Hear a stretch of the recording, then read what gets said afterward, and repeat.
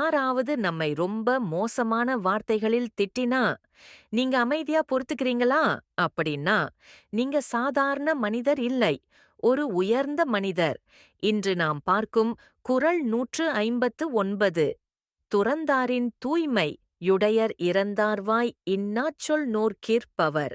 திருவள்ளுவர் இக்குறளில் சொல்லுவது, ஒருவன் குடும்ப வாழ்க்கையிலிருந்தாலும் பிறர் சொல்லும் கொடிய சொற்களை கோபமின்றி பொறுத்துக் கொண்டால் அவன் உண்மையான துறவியை விட மேலும் தூயவன் ஆகிறான்.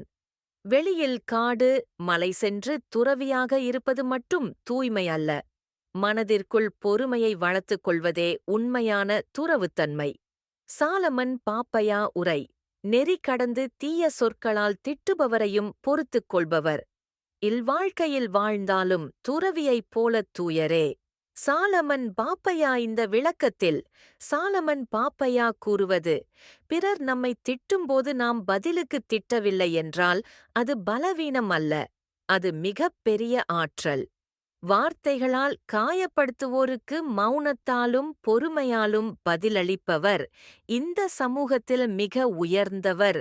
உங்களை யாராவது கடுமையாக பேசினால் நீங்கள் பொறுப்பீர்களா? அல்லது பதிலடி கொடுப்பீர்களா? கமெண்ட்ஸ்ல உங்க எண்ணத்தை சொல்லுங்க. இந்த குறள் உங்களுக்கு மனச தொட்டிருந்தா லைக் பண்ணுங்க, உங்க நண்பர்களுக்கு ஷேர் பண்ணுங்க. இது போல வாழ்க்கையை மாற்றும் திருக்குறள் விளக்கங்களுக்கு சப்ஸ்கிரைப் பண்ண மறக்காதீங்க.